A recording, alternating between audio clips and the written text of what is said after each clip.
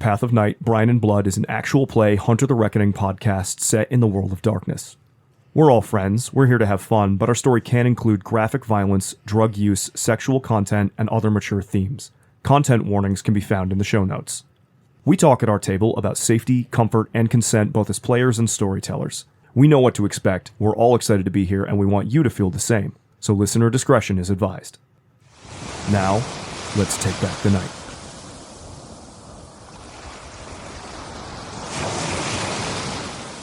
The blood-dimmed tide is loosed, and everywhere the ceremony of innocence is drowned. The best lack all conviction, while the worst are full of passionate intensity. Excerpt from The Second Coming by William Butler Yeats.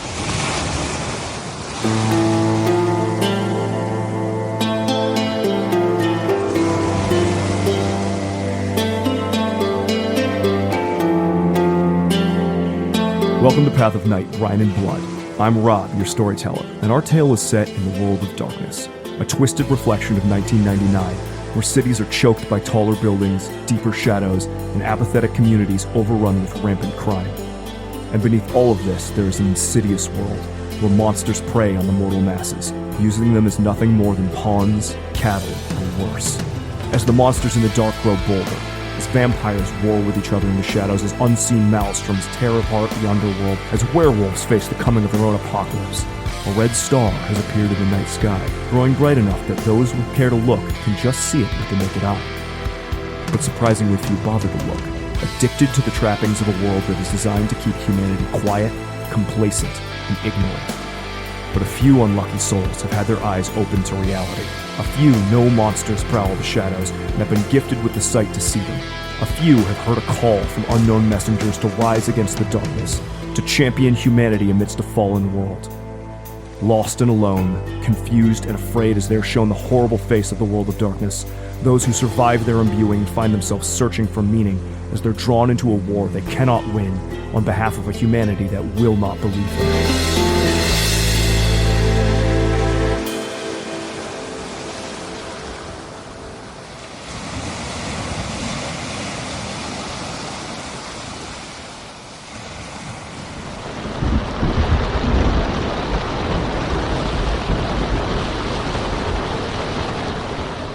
Our story begins 100 miles off the east coast of Cape Cod, Massachusetts, at a decrepit steel structure jutting out of the freezing waters. Night is approaching, and a storm has begun whipping up. Rain and thunder and wind batter this rusted hulk that dozens of workers have been diligently trying to restore to some sort of usable glory. The site that was formerly known as Texas Tower 2 was said to be decommissioned and deconstructed in the 1960s, but apparently has been bought by some sort of corporation and is said, at least in the news, to be repurposed as an environmental research facility. On the deck, working despite the late hour, are two individuals. One looks tired, is holding a paper cup full of some sort of shitty coffee shaking in his hands as he looks at his partner and just huffs an exhausted, I can't fucking believe this shit. It is so fucking dangerous to be having us work in these conditions. I don't give a fuck what the boss says. I'm thinking about quitting. And he looks at you, Garrett. Would you describe your character? Dallas McCopen is a young man in his mid-20s. Tall, well-muscled, and handsome. He hides all that under a mop of scruffy black hair, a thick 5 o'clock shadow, and a small bit of the beginnings of a goatee. He's got dark bags under his eyes, but kind of a shit-eating, self-satisfied grin edging at the corners of his mouth. He's got a collection of interesting rings and necklaces that he wears. And although he's wearing some durable work clothes, it seems that he can't help but make sure that his wardrobe is always black. Doesn't quite look like he fits in working on a structure like this out at sea. But he seems assured enough that he's in the right place. Well, go ahead and quit, my man. Get more money for the rest of us. You think that's how it's gonna work? Just I leave and then you get more. You get my cut of cash. Well, if you leave, I might be able to negotiate for more cash. Yeah, okay. You talk to the fucking. You talk to the safe haven consultant guy, okay, and see how that fucking goes. Right. I'm just saying, like, it's fucked out here and it's creepy. Like, what do you even think this place fucking? Environmental research, my fucking ass. Wow. I mean, this place goes all the way back to the 60s.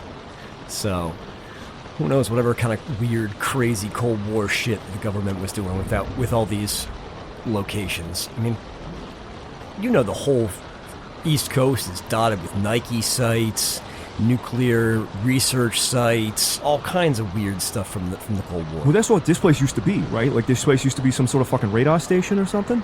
I think that's probably a cover. I think it's probably deeper than that. Deep? Oh, you a conspiracy theorist now? I don't think it's a conspiracy to imagine that the government was doing dark shit out here. You know what? I fucking bet you're right. Hey, I meant to ask you, by the way, are you staying? Because, like, boat's leaving in, like, an hour to go back. And I'm thinking about, like, they offered the fucking bunk space. And I'm fucking sick of a 5-hour goddamn boat ride back to shore. So I'm thinking about staying tonight. What do you... They got O'Tolly's in the break room. Look, I came out to work here for a reason.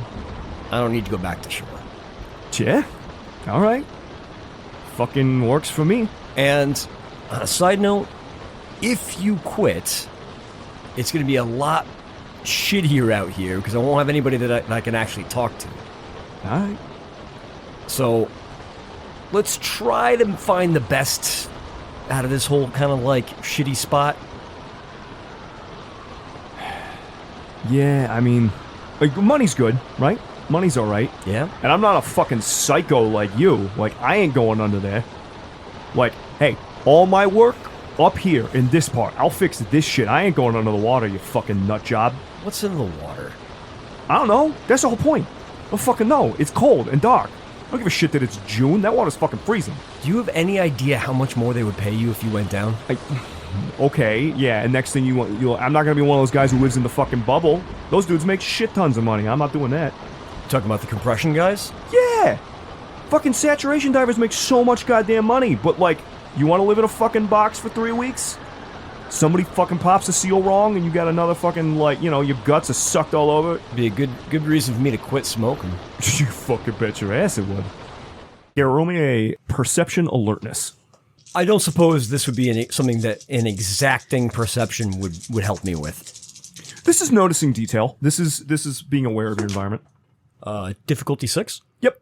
3 successes. Despite the dark and the rain, you notice that another figure has joined you, and your buddy up here is his name's Dave Griggs, has joined you and Griggs up on the platform. So this platform, by the way, Texas Tower 2 there are like 3 pylons that sink all the way to the seabed and then just lift this structure. It almost looks like an old oil rig, but with these huge, what used to be painted now are like just rusted, or the parts that you guys have fixed, chrome looking domes on top. 3 of them with these like weird smokestacks, and what looks like a central elevator that goes down into the sea itself, which is where the saturation divers go down. Right. And you see one of those divers who is on his off rotation. You recognize him to be a guy named Clade. Don't know his first name. He kind of keeps to himself. And Clade has come up on deck and walks over to the edge. It's like a 30-foot drop down. And it's just kind of standing there looking at the ocean. In that sort of danger zone of like, hey man, don't get too close, particularly in the wind and the rain. And he's just standing there looking out at the sea. Griggs doesn't notice any of this shit and just goes, man, I'm just trying to make some fucking money so I can go back. You know, I told you I got a fucking kid. Surprise. Wait, like, you just found out? Well, I found out like 3 months ago. You didn't tell me. Griggs, congratulations, man. Well, you know, I needed to make some money quick, so that's why I've been out here. And we're trying to do that kind of stuff. So maybe not saturation for you, but like honestly, man, you should think about going down with me sometime. You're a fantastic welder, man. If you want to go down below, you could make a lot more money. That could set you up for your kid, man. Don't you gotta get some like certification for scuba or something like that? It's easy. It's easy. Is it easy, or is it they'll hand wave the paperwork easy? Both. Okay. I'm just saying, man. You're out here anyways. You might as well make some cash. Just fucking milk Endron for everything they're worth. That's what they're doing to us. That's fair, but it ought to go both ways at least. Yeah, I suppose that's true. Hey, hold on for 1 second. Yeah, what's up, man? No, it's Clade over there. Oh. He's got it. Hey, man, you doing all right over there? Clade startles and then turns around and looks at you. You got 3 successes on that alertness? And you have a specific eye for detail, right? You're very exacting in your perception? Yes. As he turns to look at you, there is a lightning flash in this storm, telling you guys you should probably fucking go inside soon.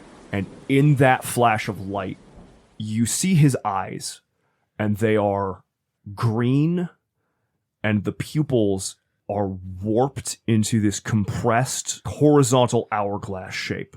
Something is wrong with this man's eyes. And as that happens, in that lightning flash, like a siren in your soul, the words, "He is corrupt," flash across your consciousness.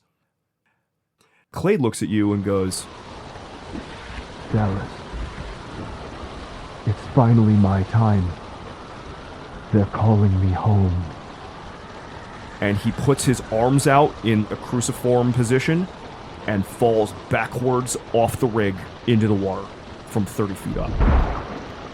Dallas stands there kind of stunned for a moment, not really reacting to the fact that a man just leapt over the side. He's kind of struggling to deal with what he just saw. And then finally kind of sputters, "Griggs, man overboard." Holy shit! Griggs rose and pulls the onboard alarm, and an alarm starts blaring. And again, Griggs doesn't really notice, but because you are a perceptive guy, a couple things occur to you right now. One, over the sound of the alarm, for a second, you start hearing gunshots on the other side of the rig, like automatic armed fire. And two, despite the wind, despite the rain, despite the darkness, despite the occasional flashes of lightning, you can see everything that is happening perfectly. Nothing is beyond your sight. And in the next thunder crack, you hear, "They seek destruction." And again, it resonates inside your soul, as if you are being called to act in some way. And across the way, you see Griggs suddenly clutch in horror at his own neck, where gills are sprouting from the side of his neck, and he starts choking as though he cannot breathe. Dallas kind of grabs at him and kind of pulls his hands away to inspect what the fuck is wrong with his neck. Has he actually grown gills? He has actually grown gills. There are gills. And you were talking to him 2 seconds ago. Yeah. That was not there 2 seconds ago. Suddenly, there are gills on the side of his neck, and he is gasping and, trying to breathe and cannot because he is not in the water where someone with gills would need to be. As you are taking the time to look at this, the gunfire on the other side of the platform increases. That sense of electric buildup, kind of like standing too close to a transformer, starts to increase. And then you hear a scream, and the lower half of a man's torso lands at your feet. Dallas lets out just a squawking noise of surprise and searches around for what may have thrown a man's torso at him, and then grabs Griggs by the shoulders and starts kind of hauling him inside. I gotta get out of the freaking... I gotta get off this platform and inside the building. I don't know what the hell's going on with Griggs, but maybe I can find some water or something like that to put him into, and that'll help these gills. This seems like some kind of fucking fever dream. As you're going, you see for just a moment, and it sees you, this 9 foot tall shape. Massive and hideous. And you see some, but not all, of the other men on deck. Some of which are much more heavily armed than you ever saw some of like the general guards and workers be before. Pulling out like SMGs and firing at this thing. A hulking form that looks like a shark and a man all at once. A 9-foot bipedal shark, and it turns as the bullets hit it and bites a man in half. You see some of the people who are not firing at it losing their minds in terror seeing this thing. It is terrifying, but they seem almost compelled to flee and lose their minds in a way that you are not. And as you look at it, this one doesn't come in words so much as an impression of a balance of scales in your heart. What is this thing? What is it doing? And the words, "It fights corruption, it kills men," are imprinted in your soul in all caps once again. And the door slams shut, and you have Griggs inside. I'm going to pull him into where the mess area is, and there's kind of hoping to find like a big bay sink, and I just start running the water, and I kind of like shove him towards that faucet. With the water from the faucet flowing through his gills, he can sort of speak, take gasping breaths, but it's like the water isn't... It's like it's poisoned air. It's not the right kind of water. But it's helping at least a little bit. And he just gasps out, "What's happening, Dallas? What's happening? I've got fucking gills. Griggs, what the fuck? Help me! Help me!" More gunshots come from on side and more screams. And then you hear massive impacts. Like something huge has leapt from the water, something biological, and slammed into the deck of Texas Tower 2. Dallas will run to where the shuttered windows are, and will kind of like crack that a little bit to see what the fuck is going on out there. What you see is more of the sharks. More of these, like, hideous things. They all look a little different. Some are scarred, some are bigger, some are smaller. Just tearing apart the people who are still on deck. And then what you see is some of them seem to turn, because the first one that you saw looks at them and then takes a superhuman leap off the deck into the water and flees. And then the others go with it. And then within minutes, everything is silent. The alarms are still blaring, the storm is still raging, but the gunshots are gone, and the silent electric roars of whatever these things were are no longer present.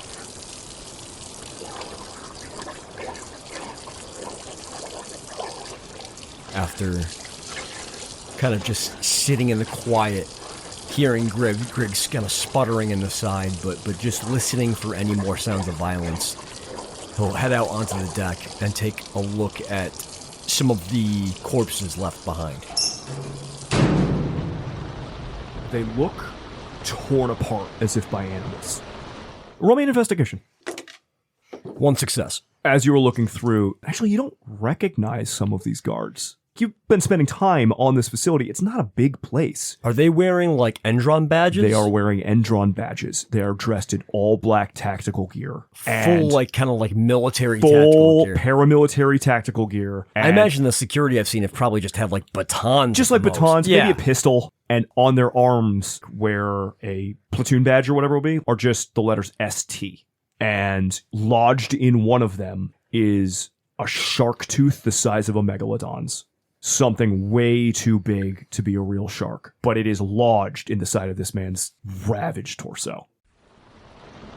Dallas kind of reaches down with the heavy work gloves that he was wearing from earlier and pulls that tooth out and just kind of stares at it in horrified disbelief. Rising behind you, you hear the noise of machinery. As if the bathysphere that takes the saturation divers down is coming up to dock. And instead of So you know, because people have been talking to you about saturation diving for a while. For every 100 feet they go down, they have to stay a full day in a chamber or else they'll die from the bends. Right. And yet, the door just fucking opens immediately. And a bunch of these security guys come out. The same black... As if they came from something beneath Texas Tower 2. And they spread out, and as they do, you look at them, and the words, "It rises from the deep," sear themselves across your mind. And they fan out and point guns at you.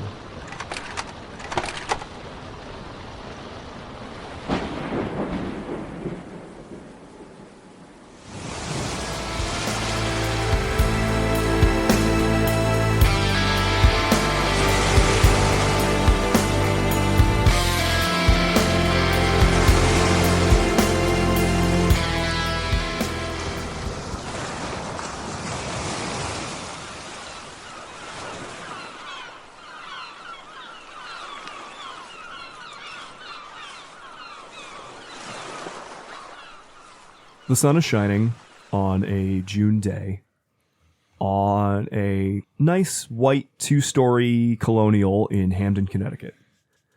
Inside, in an office stacked with books and a Rolodex and a personal computer, is seated John. Tim, would you describe your character for us? John is a early 40-ish man who has moved over and closed the blinds because it is getting too sunny in here. He is mildly unkempt at this point in the day, wearing a loose flannel and some jeans, and just generally comfortable as he's getting the old computer booted up,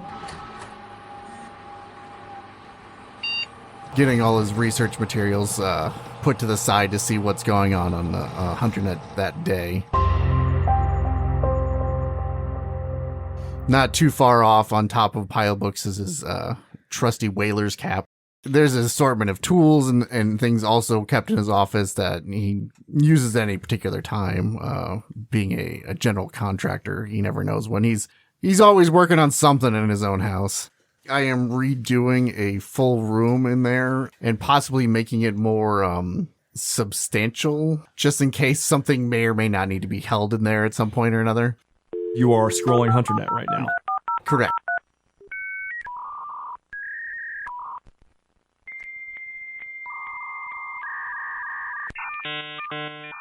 So you see a lot of posts from, the usual crazies, right? Or the usual people who know what they're talking about. Right. There's a bunch of messages from this guy, Garbage Pizza. You know he's also sort of like a Connecticut local. You've managed to put that together. Asking for help with some, ghost problem or something up in the northwest corner of Connecticut. Some serial killer in a kid's body or something. There's a few of the others. The typical, people arguing about what's going on, who are we, what's happening. Everybody's got their own theories. Everybody's got their theories and their opinions about what the hell the Imbued even are. There's a few other ones that sort of stick out to you, but nothing really draws your attention. You know, because of your connection to the messengers, sometimes things will just stand out to you. Sometimes you'll see the patterns in what's going on. You'll pull something together. Also, ignoring it has always turned out badly. Generally, yeah. Especially when you feel that pull or that call. So while there's a few going on, you see, the serial killer ghost is something you're like, okay, maybe I should fucking deal with this for a second. But you see there's a couple others that you've known, maybe worked with in the past, like Second Chance and No Way Out. Just a couple of people who are sort of local. One of the things that has been occurring to you recently, there have been more and more imbuings on the East Coast, and particularly New England recently. And that is bad. Usually a harbinger of something bad happening. Yeah, but at least none of the wackos or crazies that sometimes common parlance refers to as waywards or hermits have made themselves known. Usually, if that happens, something really bad is going on. Please don't pull me towards that. Please don't pull me towards that. Those are always... I've heard nothing but bad news about those. And then you see a post that sticks out to you by this guy, Violin99. All right. A guy who's dropped off the radar for a while, hasn't been around, and suddenly has posted again. You know Violin is... The few times that you've seen his post before, you know he's a fucking arrogant dickhead. Great. Intellectual, thinks he's smarter than everyone else. Also keeps to himself. Not that uncommon, weirdly. Won't meet with anyone. Talks about how loud and how staticky the messengers are for him. And there is a post from him that calls to you like a message in a bottle. And it just says, "New Imbue, the depths are coming." And the rest is incomprehensible gibberish, as is often the case with a hermit. Great. I guess I don't have a lot of choice in this matter, and so I reply, "I hear you. Where should I be going?" All that's sent in response is an attached JPEG. It takes like 3 minutes to load. As is the case with like big files, it just slowly, like line by line, starts to come into focus. Right. And it is a picture of a power plant in Somerset, Massachusetts, right on a place known as Brighton Point. I'll put some markings up in Brighton. Find me. As you post that, someone that you're pretty sure is another visionary that you have worked with in the past, dealt with in the past, Smoking Gun 220, just posts, "Stop posting information. Whoever they are really intense about online security." And then you see like a couple responses underneath like, "Oh, come on," or "Hey, I'll meet you." Different people who also seem to have found this post. And as some of the responses are coming in, you see a post from a Placebo 413 that just says, "I think this is about me." And then the thread is locked. I will start gathering my gear and take a look to see any long-term stays. Maybe I can find a property out there to utilize, buy up, and utilize as a place out there, and also make some money on the side of this. Yeah, fuck. What? Roll me a general contracting. Is that an ability? I have it as a crafts. Roll me a general contracting plus. I mean, you're doing this kind of Intelligence? remotely. Intelligence, yeah. Is this something Bargain Hound will apply to? I mean, you are explicitly looking for cheap flip properties. Yes. Got it. So -2 difficulty then. Does my intelligence spec and creative logic apply? How are you applying creative logic to your online bargain hunting for a flippable real estate? On top of the online part, I will be calling around in local town halls to see what properties and stuff might be going bankrupt or owing back taxes and stuff like that. Are you calling on your town hall contacts? Yeah, that'll work. Then yeah, absolutely. Great. So that is 5 successes.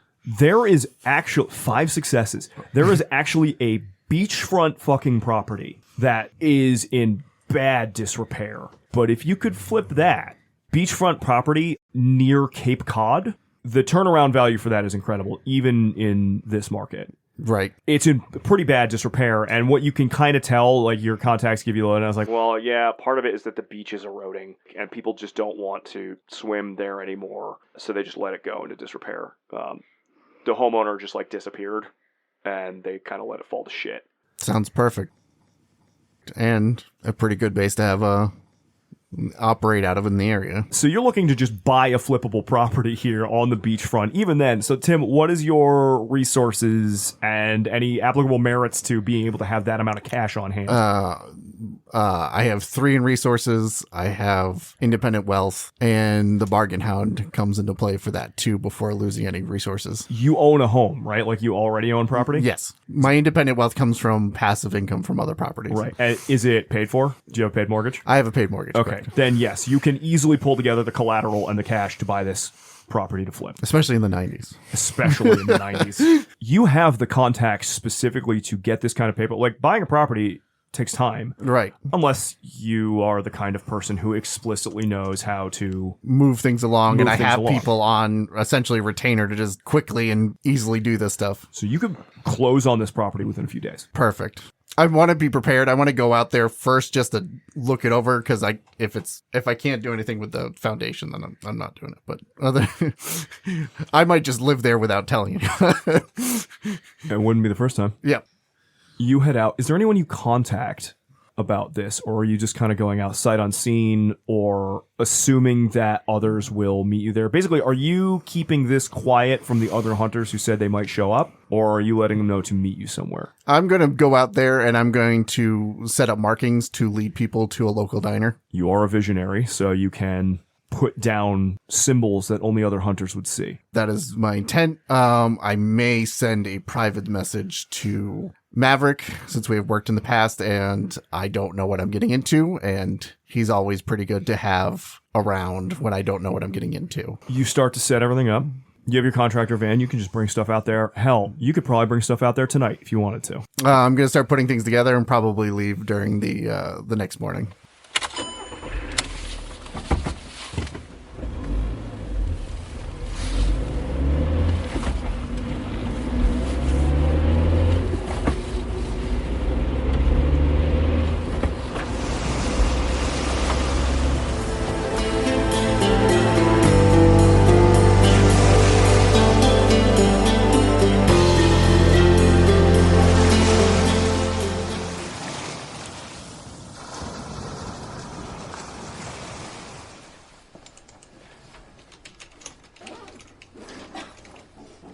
In the public library in Narragansett, there are open computers with internet access for all who need it. And for those who don't have home personal computers, checking the email thread / website forum of HunterNet for those who have Imbued can be difficult.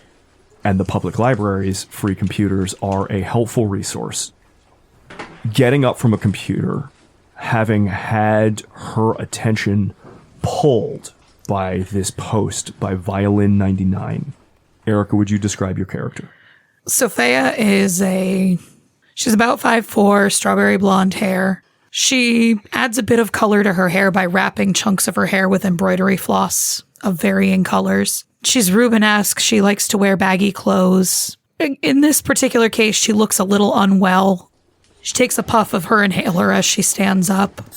Just kind of stretches out a little bit. She kind of checks her t-shirt, reminding herself that she did put on a clean one today. It's the suit-powered fuck machine t-shirt that she found at a thrift store. You definitely catch a few looks from, like, the older folk taking classes at the library who do not appreciate the profanity with which they are confronted. And you know what? That's okay, because I have my own old people that I work with who will probably set them on the correct path eventually. She knows that she draws the eye. She has a lot of piercings in her face. She has a piercing on each side of her nose with a chain that goes across the bridge. She has an industrial piercing in one ear. She has a couple piercings in each lobe. The only reason she hasn't really dyed her hair and why she sticks to embroidery floss is, well, for work, you can't have dyed hair because in the era that the museum has them role play in, dyed hair is not a thing. At least not the colors she would want. And the costumer keeps telling her that if she ever wanted to sell her hair, and believe me, that thought has come up, red hair, undyed, comes for premium. You saw the message on HunterNet, and something about it spoke to you. In your capacity as someone who doesn't fight the monsters in the dark, but tries to find and nurture the good in them. There's something about that call, as scattered and confused as it was, that says maybe you should go. I'll be honest, too. I do a lot of lurking on HunterNet. I'm not on it often enough. I can't be on it often enough to be able to contribute, so I do a lot of watching. There's not a lot of posts from my handle. But I do see how people react to those real unhinged folks. And people don't always treat them a whole lot better than they treat the people that we're after. So maybe I need to go there just to talk people off of harassing Violin. And I mean, a new imbuing, I'm still pretty new too. And if they're going to be given lessons to the new guy, it doesn't hurt to take the classes again. Better you talking to a new imbue than somebody like nobody's father or so like that who's just a complete asshole every single time. There's some actual fucking assholes on HunterNet. But that being said, I mean, none of us are doing this for money. We're all kind of just volunteer basis, and they get what they get. Speaking of money, if you're going to be going up to Massachusetts or wherever for a couple days, It's not far away. It's just across the bay, but... Yeah, but I got to take time off of work, and I just got back after being in the hospital. Mm-hmm. So you got a phone call to make. At least one. She sits back down because she realizes this is going to be another fucking thing. And she pulls out her planner, starts looking through. She looks at the exhibits she's going to be working at the Narragansett Maritime Museum. And she sees she's going to be on for the next 2 days. Tomorrow she's going to be on the shipwright demonstration squad, which involves all kinds of climbing and ship rigging and sometimes demonstrating sea shanties. But more often than not, it's just being a dumbass in ship rigging. The day after that, she'll be doing our open hearth cooking demonstrations. She should probably accommodate for both of them. So then she pulls out her phone, and I guess we'll try and find someone to cover the shift first. Let's call Gary first. Gary's a good egg.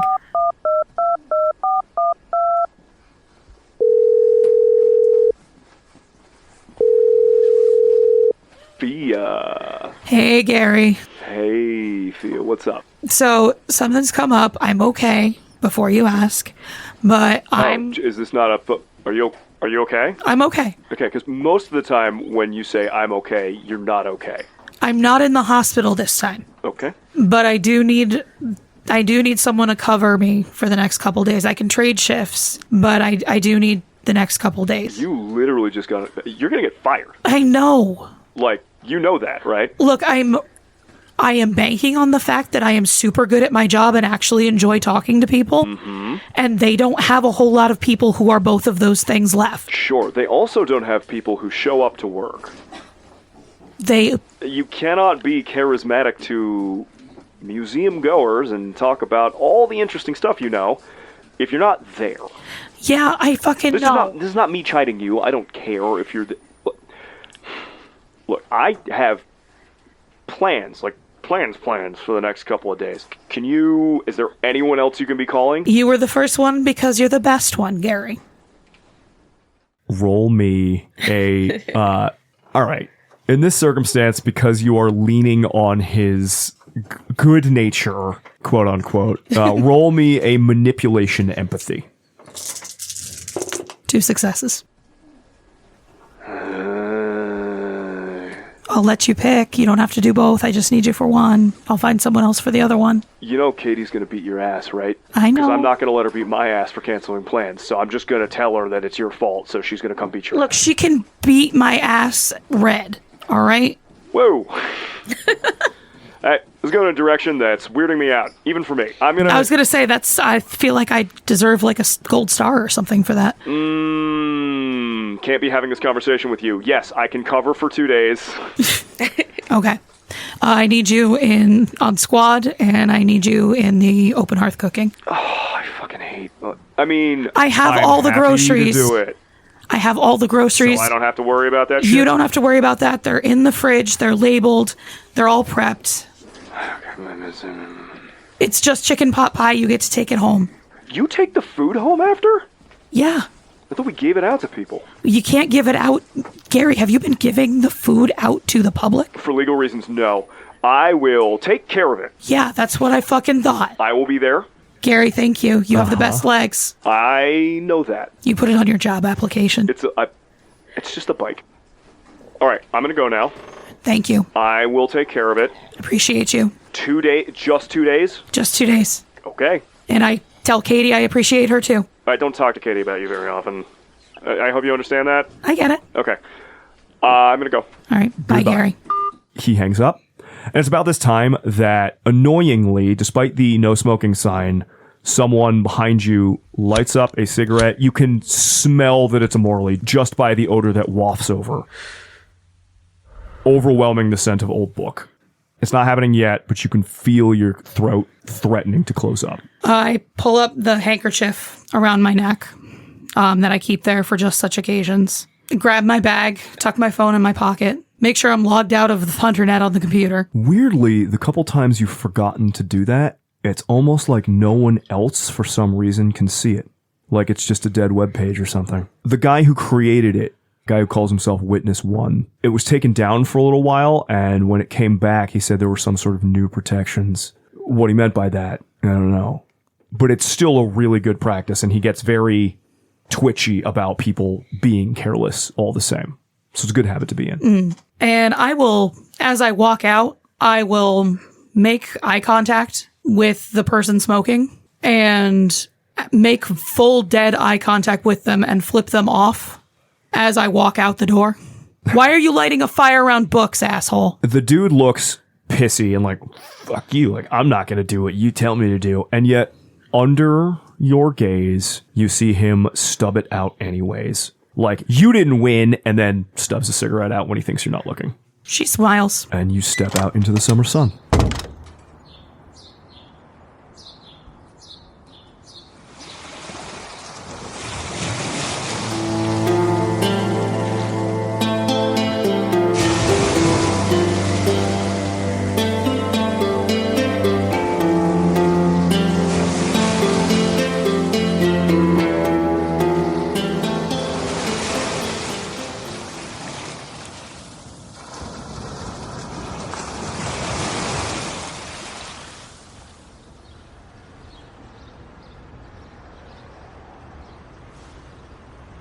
At a payphone near Brown University, there is a flurry of voices coming across to the ear of someone who hasn't quite gotten many words in edgewise so far. Rebecca, would you describe your character, please?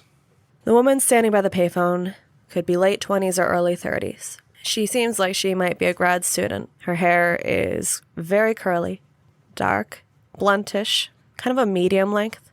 Her style leans androgynous, masculine. Today she's probably wearing plain tank top, jeans. The jeans look worn in. Definitely jeans that haven't taken out adventuring.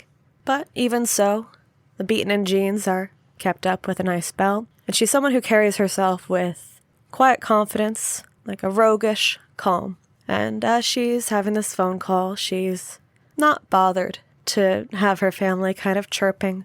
Seems to be procedure, that she's just enjoying that she gets to listen in and hear them, regardless of whether or not she gets to say much back.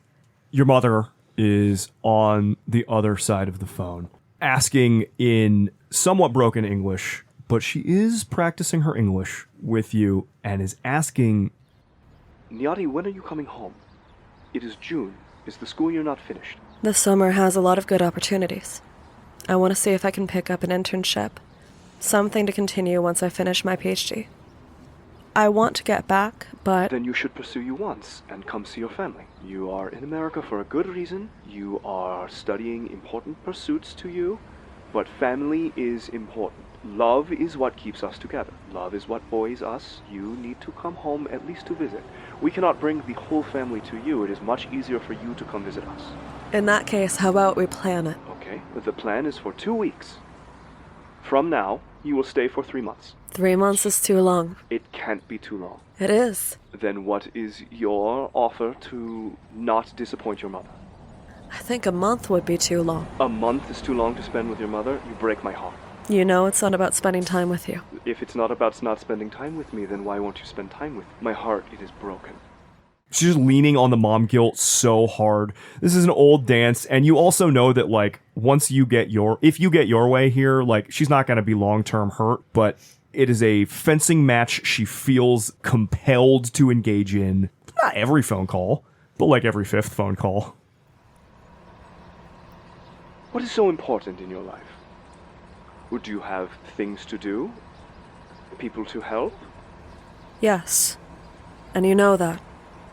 You know I haven't been able to explain everything that I'd want to. But that there's things that I've found here I didn't mean to find. And you're the one who helped me understand that I could be the one to help these people. And yes, there may be people to help at home too. And people to see that I love. But that doesn't mean that... Look, it's hard to predict sometimes. Dear heart, you worry about everyone else so much. I just worry that there is no one to worry for you.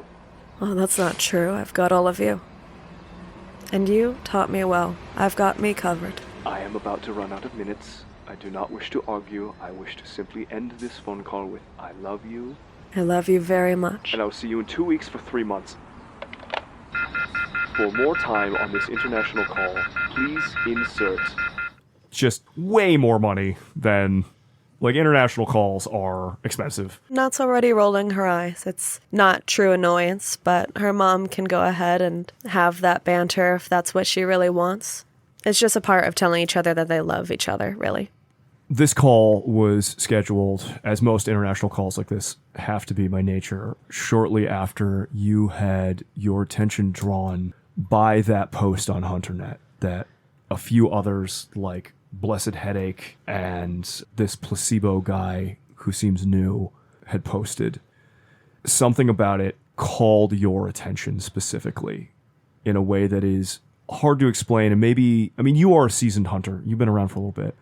Only once or twice in the past has such a message in a bottle reached you.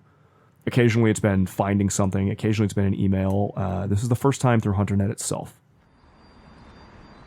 As you are walking, a man walks by. He looks kind of disheveled. He's got almost like a shaggy haircut that sort of naturally grew into like a mullet, unshaven, and he's wearing like a pair of gray sweatpants and no shoes and a tan trench coat. And he just bumps into you and goes, oh, lo siento, and continues walking. Totally in his own head, not paying attention to you. Nat kind of looks over her shoulder at this guy.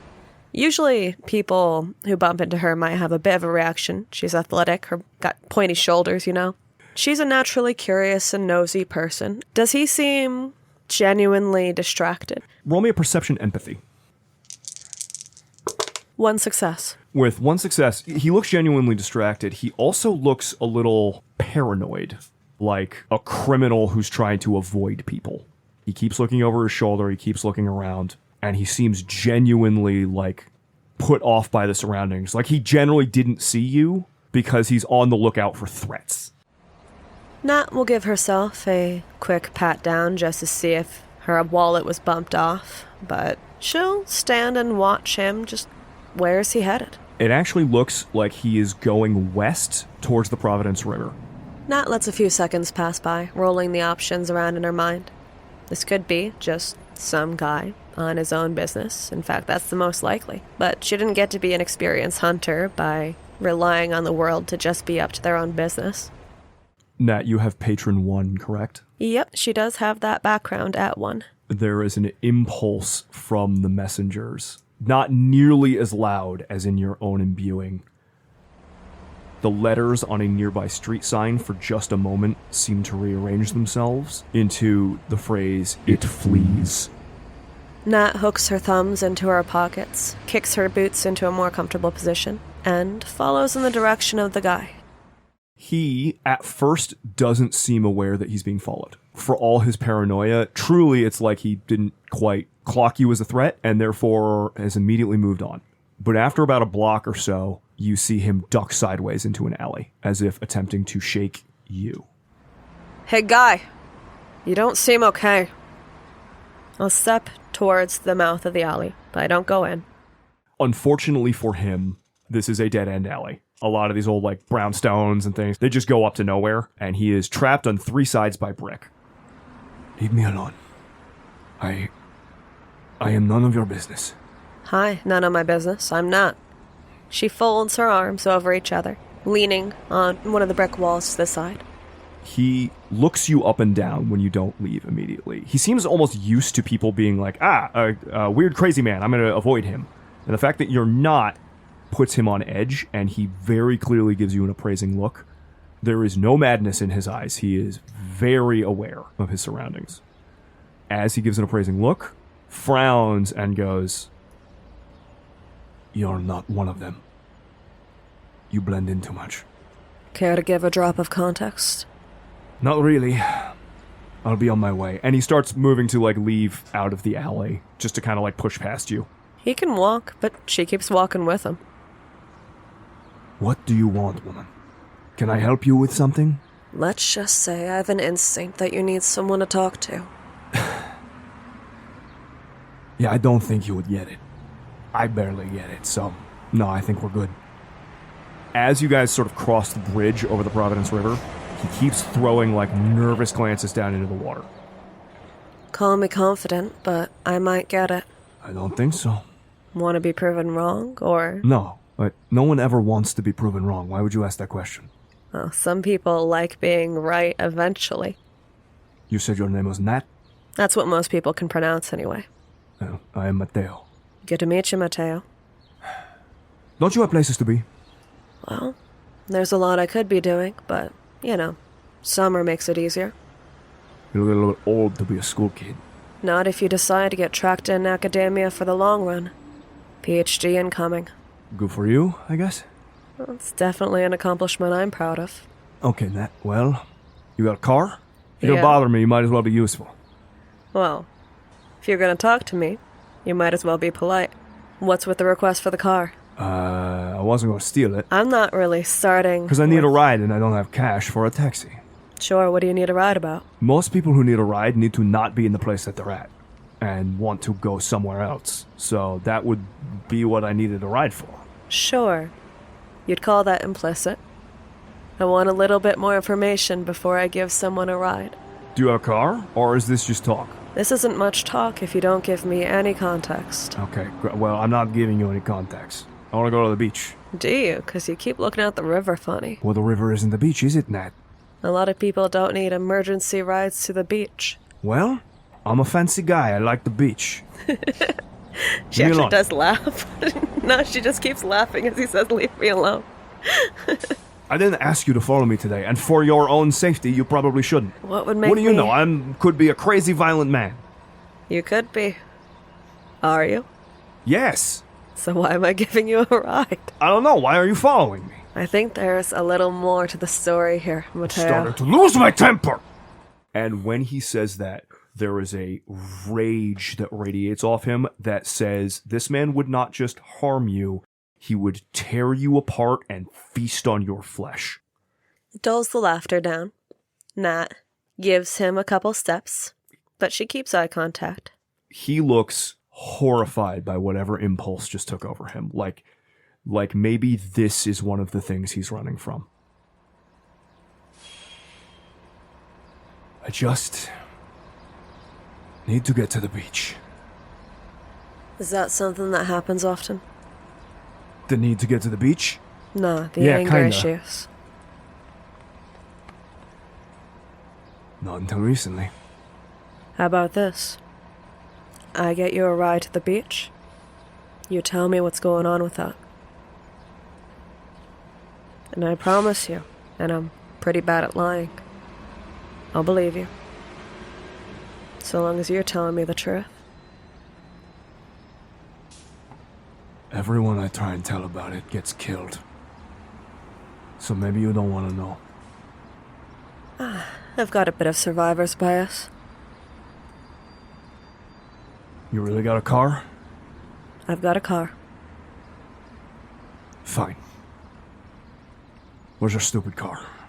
Well, that's gonna be a bit back at the parking garage. And he just immediately turns around and starts walking back the other way. Like where I indicated? Yes. Okay. He starts walking like back towards Brown.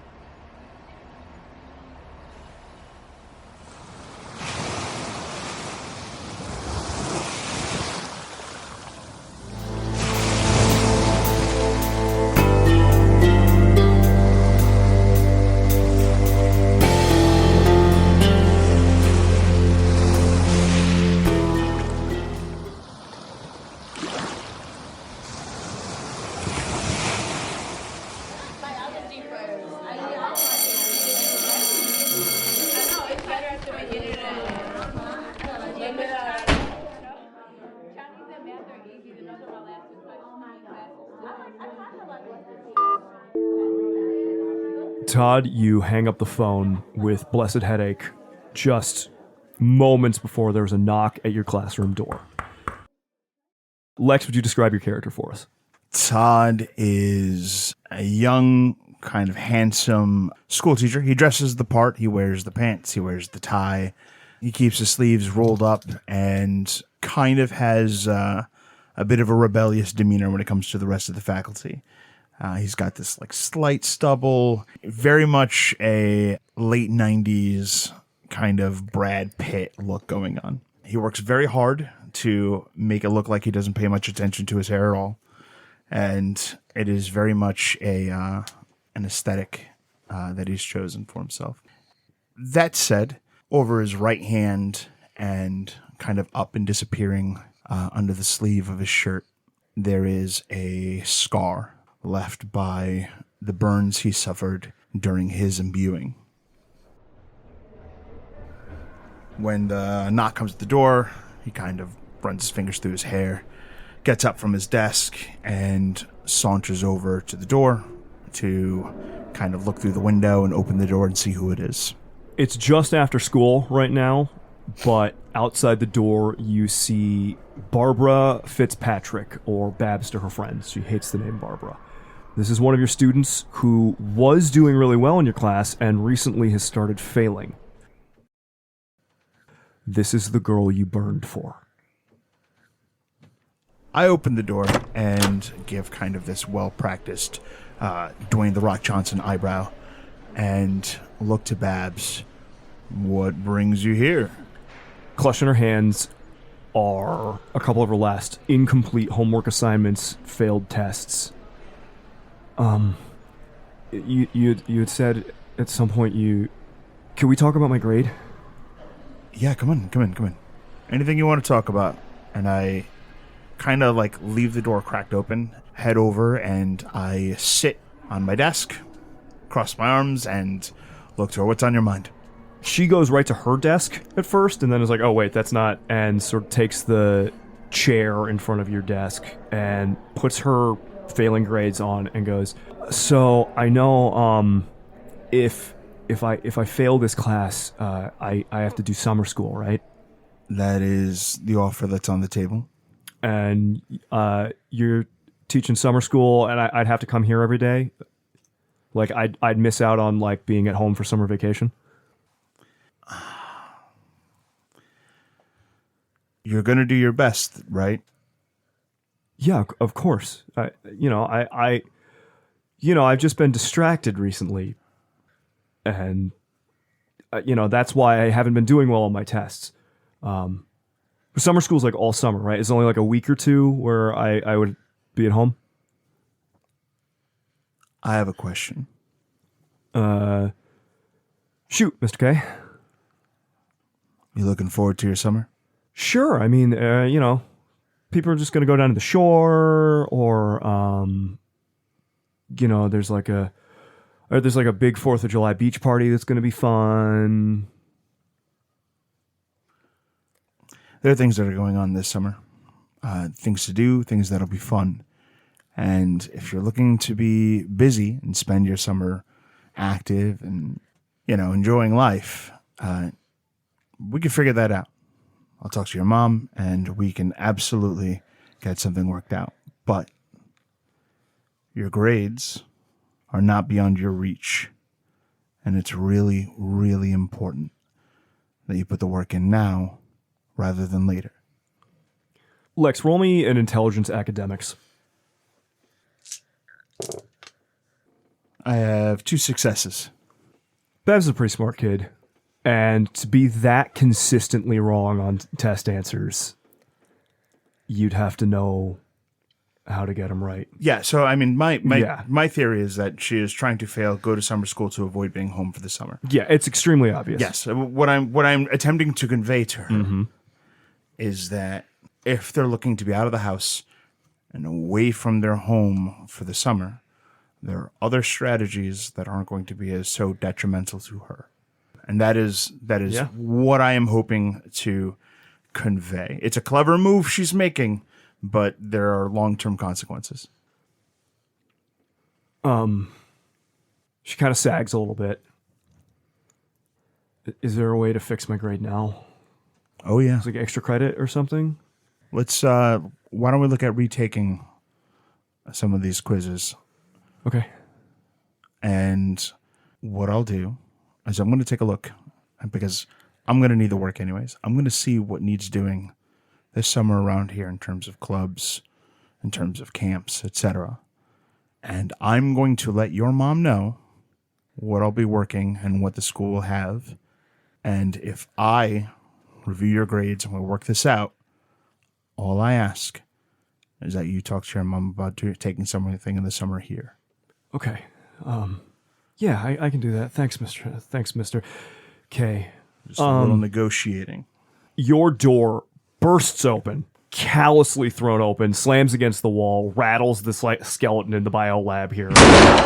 And one of your more rambunctious students, who also likes you, just, isn't Babs, bursts in and goes, "Yo, Mr. K, What is going on? You almost took Bonehead out. Check on the skeleton. you're like wicked smart and you know all this stuff.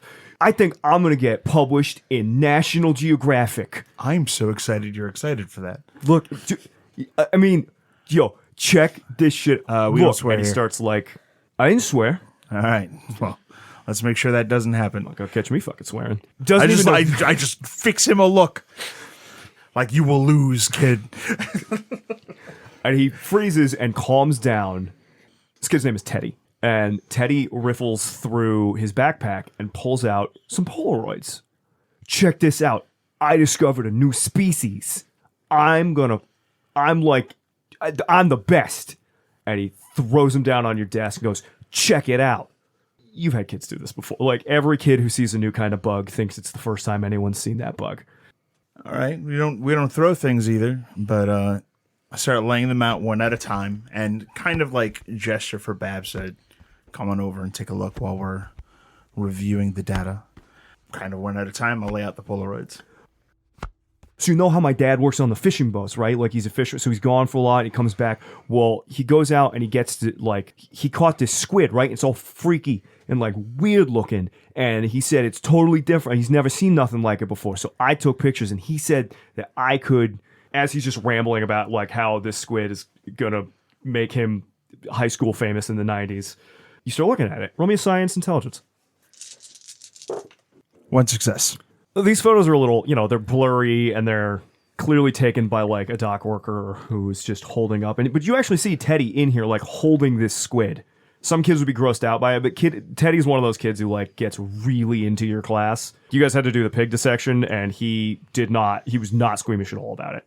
As you're looking, so squid have these like weird eyes, right? They're almost like a horizontal hourglass. And this one's eyes are perfectly round and blue, almost like a human's eyes.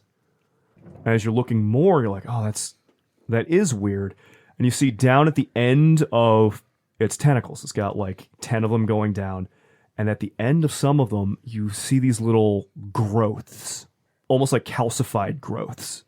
Not talons, almost like fingernails. They almost look jointed. Oh. You see, I'm going to be famous, the most famous ever. My dad said that I get to be the one who discovered it because he made me go out fishing with him when I didn't want to. All right, Ted, there's some credit that needs to be given here. This is genuinely weird. I'm super smart. I put it on ice and everything. It's in our cooler at the house. You put it in your cooler?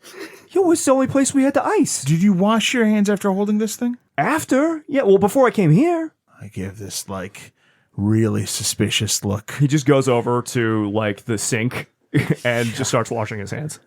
Yeah. All right. Okay. Do you mind if I take a look at this thing? You're not going to take the credit, right? No, But you could be sir. listed in the article. That'd be This cool. is your win. I'm honestly, Don't you know I'm newspaper just, people? I'm just happy to I'm just happy to see what you've accomplished here first. Awesome. Babs actually looks interested and is like, "Hey, Teddy, where'd you and your dad find this thing?" "Oh, it was out in, it was actually really weird. It was just outside, you know the old channel, like the old power line channel that goes through the bay? Like, so we were fishing out there and my dad said it only goes down like 30 feet, but it said it went down like 100 at least. And we were fishing, so we decided to fish right in the channel. We were doing like deep water when you didn't have to go all the way out to deep water. It was crazy stuff." That's what his, depth finder said. And we found it in there. It was cool. You found the weird squid in extra deep water. Yeah, you know so back like my dad said the Civilian Conservation Corps like dug out that channel so that you can get shipping boats in to the the bay and all that kind of stuff, and then but it's only like 35 feet or whatever, something like that. I don't really listening, but like his depth finder said it was way deeper than that, and I was like, Dad, let's fish here, and then we caught a squid, which is crazy, and I'm gonna be famous. Ted, has your dad seen anything else like this? No, that's why I thought it was so cool. The first time he's really seen something weird out there? Well, it's the ocean. You see weird stuff all the time, but like this, no. Okay. No, I mean yes to it's the first time. No to he's not. Yeah. Okay. I follow. Okay. Yeah. How about later this week? Yeah. Do you mind if I take a look at it? Yeah. Mom says we need it out of the cooler by the 4th of July, but I can arrange space here for you if you want. But I do want to get a look at it if that's okay. Yeah. That's fine. I mean, a couple of days is a couple of days. Like 4th of July is not for a couple of weeks. Yeah, I'm really proud. This is a very, very impressive thing. I am also very proud. Okay. Babs kind of gives it to you a look. I'll talk to I'll tell my mom you're gonna call Mr. K. Sounds great. She walks out. Teddy has not stopped talking the entire time. I am going to let Teddy burn energy, but when I start hitting a breaking point, I'm going to hand him a piece of paper and a pen, and I'm going to ask him to write it down and notes. And once he hates that, I'm going to let him just, be on his way. It takes about 3 minutes of writing for him to be like, I'll see you later, Mr. K. All right. Have fun out there. And he leaves. After your phone call with Blessed Headache earlier, you got a couple of days. He asks you to check up in this thing and meet him at a diner by the shoreline. Okay, well, let's make plans for that. I'm gonna when I get the chance to look at it, I'm gonna take some of my own pictures, and so they let you see it anytime you want to come over within that couple of day span before you're supposed to meet up. It's fucking weird. In fact, the pictures almost don't do justice to how human looking some of those weird features on this squid are. It's not big. It's only like 2 feet long, but it's weird. It's off. I'm gonna take the pictures, see if they'll let me like weigh it and kind of just they let you do the whole get thing? every little bit of information I can on it, and then I'm gonna put every bit I can into like this little manila folder, and I'm actually gonna bring that with me to the meeting at the diner. For all intents and purposes, it's a normal squid, except for these just weird fucking little features. And I have a very important question for you. When you do these little science things to it, do you wear gloves? Yeah, I do not think they should be touching it, which is why I was like, hey man, make sure you wash your hands. I just wanted to double check.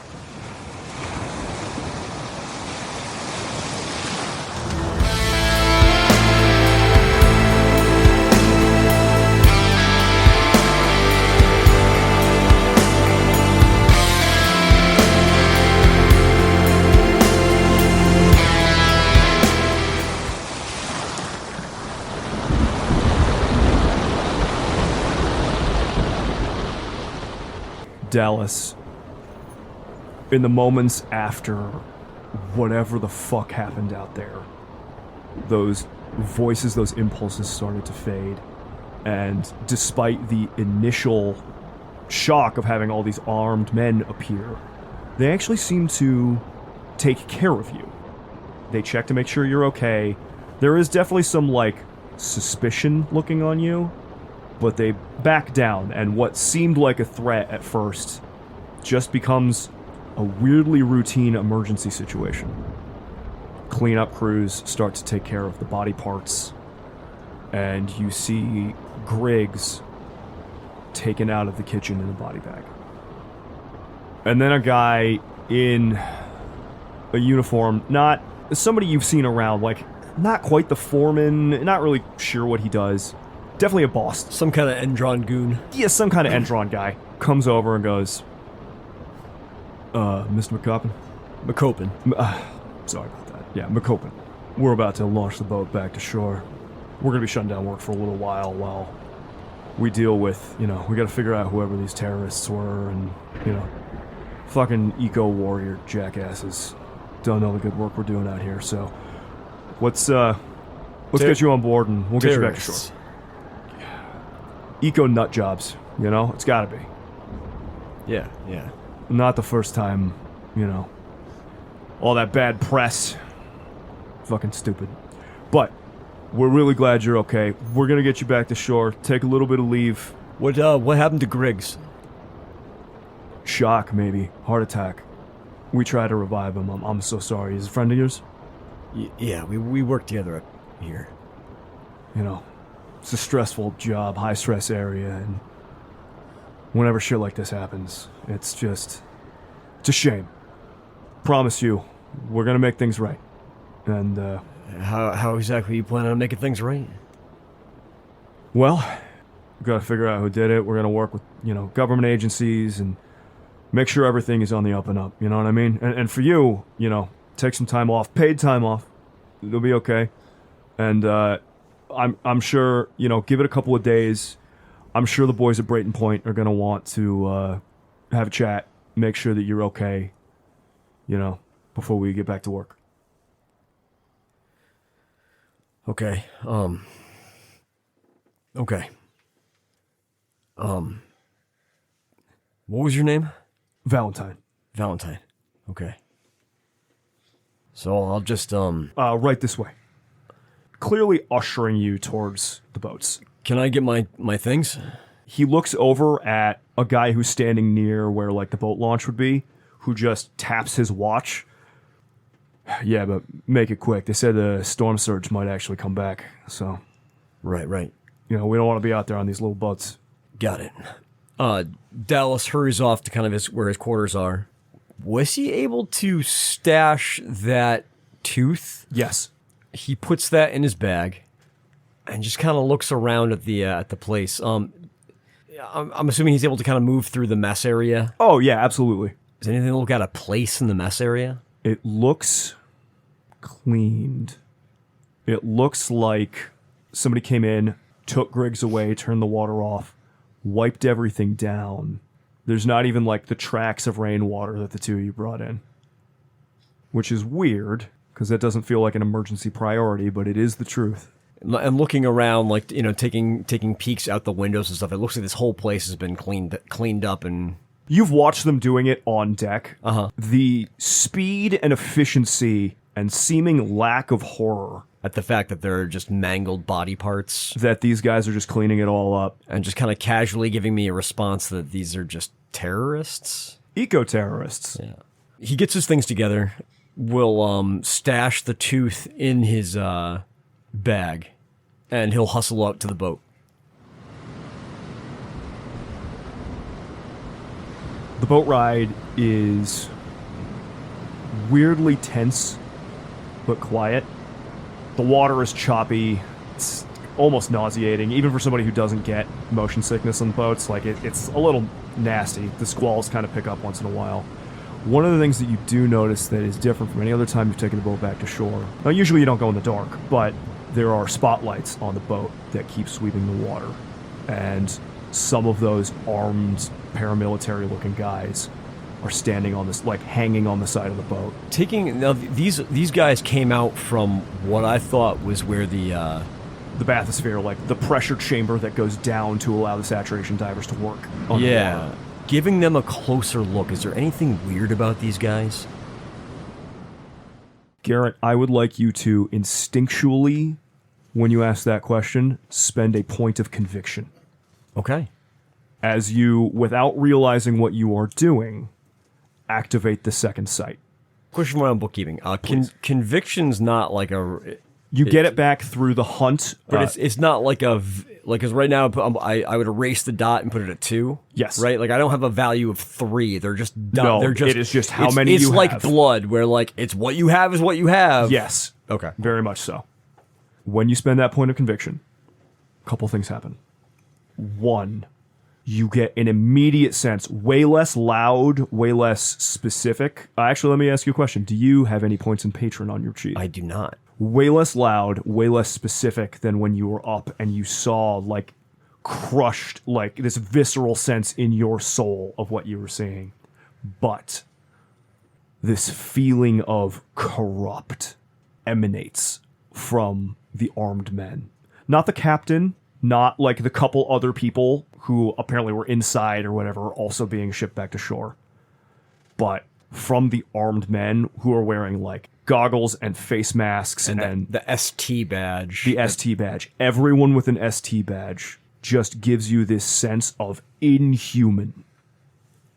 And when you do that, your mind clears. And you realize the guy who was talking to you and just sort of quietly encouraging you to step onto the boat was making you do that. You never even thought to say no. And only now that you activate your second sight can you see what was done to your mind through some sort of monstrous suggestion. And it's just a feeling of monstrousness about them. Is there anything that I see that like physically about them that's different? No. To be totally like mechanically, there are other edges and other things that hunters can get that will give more detail like that. Yeah. The second sight itself just gives a sense of wrongness or whatever. It depends on everybody. It depends on the moment. Sure. But in this moment, you're just getting a sense of fundamental cosmic wrongness from these things, these people. As far as physical attributes, they are covered head to toe. And when you ask that question, you actually can't see an inch of skin between the goggles and the face masks and the helmets and the armor and the gloves. He starts to get a little bit paranoid about what the fuck is going on with him. And the fact that he can't see anything on these guys. He kind of stiffens a little bit. And he kind of looks around to see if anybody's looking at him.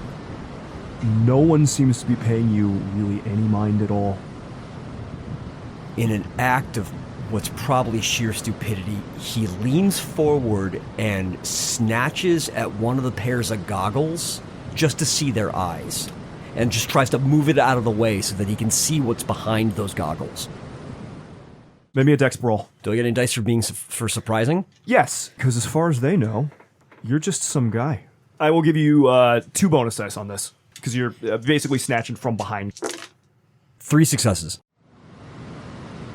You manage to pull the goggles away just enough. They're going to like snap back on his face. You pull them away just enough, and you see his eye and his pupil, which is in the shape of an hourglass. And then you are tackled to the floor. Same as Clade. As other guards see you attacking a guard, from what they can tell. And they just like, hey! And you are tackled to the ground. At that point, he just kind of gives us, hey, I'm sorry, my fault. The guard that you took the goggles on readjusts them, puts them back into place, so there is once again nothing showing. And he looks down at you and goes, hey man, it's been a stressful night for all of us. Don't worry about it. Yeah, it's a real stressful night. Just, how about you, just keep your butt in your seat, okay? Hands to myself. It's gonna be a long couple hours. Hey, Captain. And the guard looks over at the guy who's piloting the boat and goes, what do you think we, bust open a couple of beers for everybody, huh? I know we're on duty, but everybody else has been given some leave. You want beer? No, I think I'm good. You're not a beer guy? It's okay. I mean, we also got Thaw. Thaw? Yeah, they're a little girly, but they're like a wine coolery kind of stuff. No, I'll just stick with a cigarette if that's all right. Yeah? Pulls out a pack of Morley Lights. There ain't no smoking sign in here. Yeah. Yeah. You have a sit and a smoke there, man. You want one? Oh, not on duty. Right. No smoking on duty.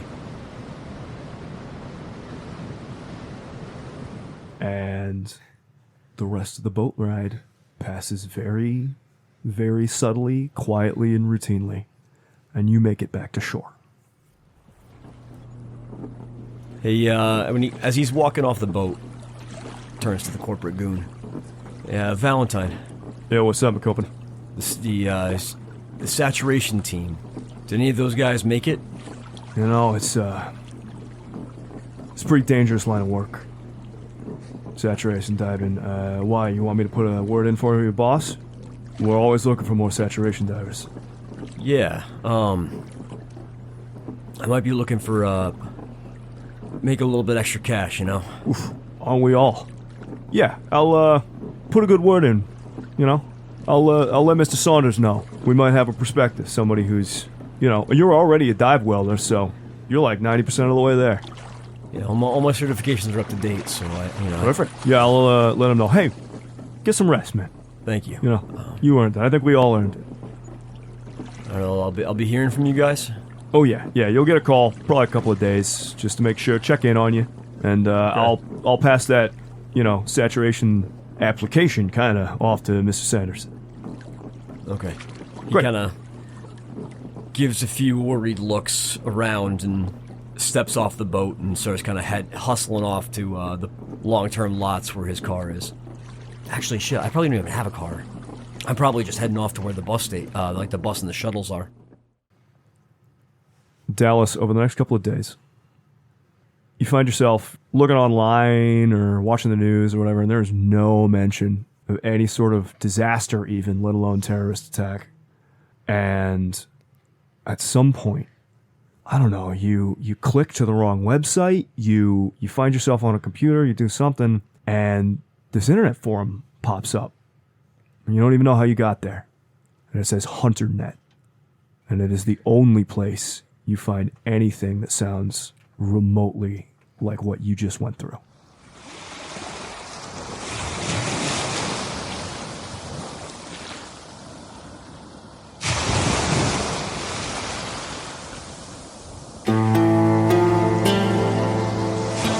Path of Night, Brine and Blood is an actual play Hunter the Reckoning podcast set in the world of darkness. Dallas McCopin was played by Garrett Gabby. John Spencer was played by Tim Davis. Faya Quinn was played by Erica Webb. Nat Chaudhurani was played by Rebecca Steigelfest. Todd Keating was played by Lex Lopez. Your storyteller was Rob Muirhead. This episode edited by Rob Muirhead. The theme music used in this episode was Sadness Room by Dennis Goncharov. Find their music online at pixabay.com. Character art by Jay Steele. Find more of their work at Steel Art on Blue Sky. Brine and Blood uses the revised edition of Hunter the Reckoning with few limited house rules. Hunter the Reckoning and the World of Darkness are owned by Paradox Interactive. Make sure to subscribe to us on Spotify, Apple Podcast, or wherever you find your podcasts. You can find us on YouTube at youtube.com/pathofnight. You can help support the show at ko-fi.com/pathofnight. And you can find us at Path of Night Podcast on Blue Sky, Twitter, and Facebook. Or email us at pathofnightpodcast@gmail.com.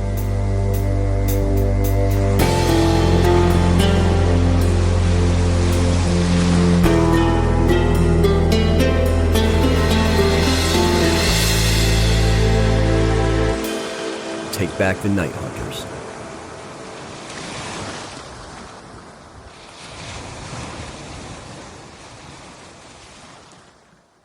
Just out of curiosity, what is the total crafts pool for this table? I have 3. I have a 2. You have 2 crafts. You have 3. Nothing. You seg from me, buddy. Okay, I have 5.